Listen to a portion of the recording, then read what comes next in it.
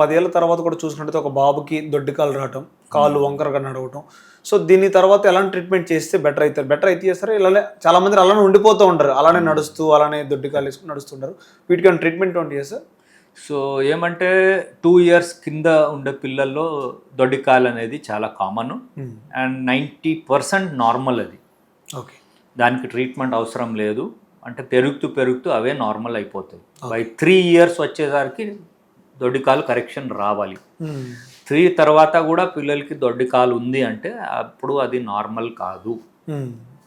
దాన్ని మనము చెకప్ చేసుకొని ఎక్స్రే బ్లడ్ టెస్ట్ చేసుకొని ఏముంది, ఎందుకు ఇది వచ్చింది అని కనిపెట్టాలి అండ్ దాని ట్రీట్మెంట్ చేయాలి. ఓకే, అలాగే నాక్ నీస్ ఉంటాయి. సో నాక్ నీస్ అంటే మోకాలు వచ్చి తగులుతుంటాయి, పాదం మధ్యలో గ్యాప్ ఎక్కువ అయిపోతుంది.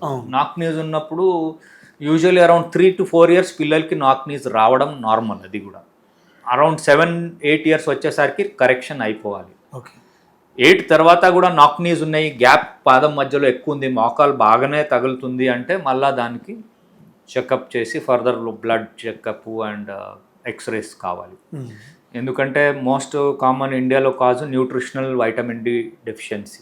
న్యూట్రిషనల్ రికెట్స్ అంటారు. వైటమిన్ డి డెఫిషియన్సీ తక్కువ ఉండడం వల్ల అది రావచ్చు. సో దొడ్డి కాలు 3 ఇయర్స్ తర్వాత ఉంటే, లేకపోతే నాక్ నీజు 8 ఇయర్స్ తర్వాత ఉంటే ఖచ్చితంగా నార్మల్ కాదు. ఓకే, అండ్ దొడ్డి కాలు 3 ఇయర్స్ లోపల అండ్ నాక్ నీజ్ 8 ఇయర్స్ లోపల ఉన్న ఒకే సైడ్ ఉంది అనుకోండి, ఇంకొక సైడ్ లేదు, అది కూడా నార్మల్ కాదు. సో యూనిలాటరల్ ప్రెజెంటేషన్, ఒకే సైడ్ ఉండడము ప్లస్ టైంతో పాటు చూస్తుంటే 6 నెలలకి పెరిగిపోతుంది ప్రోగ్రెషన్, అది కూడా నార్మల్ కాదు. దాంతోపాటు సిమ్టమ్స్ వస్తున్నాయి, లైక్ పెయిన్ వస్తుంది, మోకాలు ఫోల్డ్ చేయడానికి రావట్లేదు, ఈ సిమ్టమ్స్ ఉన్నా నార్మల్ కాదు. ఏమి సిమ్టమ్ లేదు, చక్కగా ఆడుతున్నారు, 2 సైడ్ ఉంది, అలాంటి పిల్లలు నార్మల్ అయ్యే ఛాన్సెస్ ఎక్కువ ఉంది.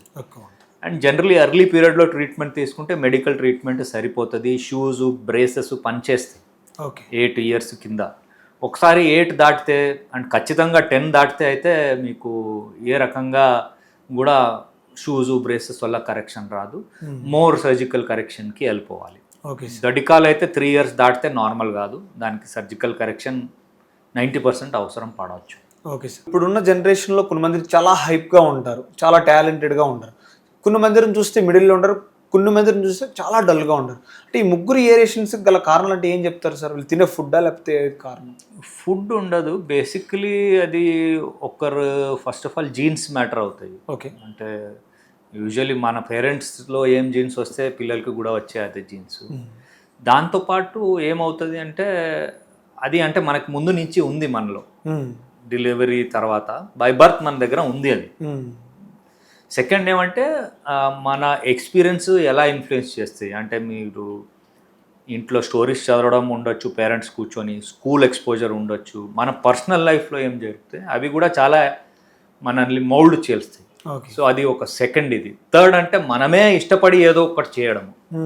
సో ఆ 3 కలిపి ఫైనల్గా మనకి ఇది వస్తుంది. కొందరు డల్ అనేది ఏమి ఉండదు, మనం దాంట్లో ఎంత ఇంట్రెస్ట్ ఎంత ఎక్స్పోజర్ ఉంటుందో దానివల్లనే మనము ఎక్కువగా నేర్చుకోవచ్చు, ఎక్కువగా ఇది చేయొచ్చు. ఎవరు డల్ ఉండరు అన్లెస్ మెంటల్ ఇంపైర్మెంట్ ఏదో ఇష్యూస్ ఉంటే అది వేరే రీజన్, కానీ డల్ అనేది ఎవరు ఉండరు. మన ఎక్స్పోజర్ వల్ల ఎక్కువ మార్పు వచ్చి ప్రోగ్రెస్ అయ్యే ఛాన్సెస్ అయితే అందరికీ ఉంటుంది. Okay sir.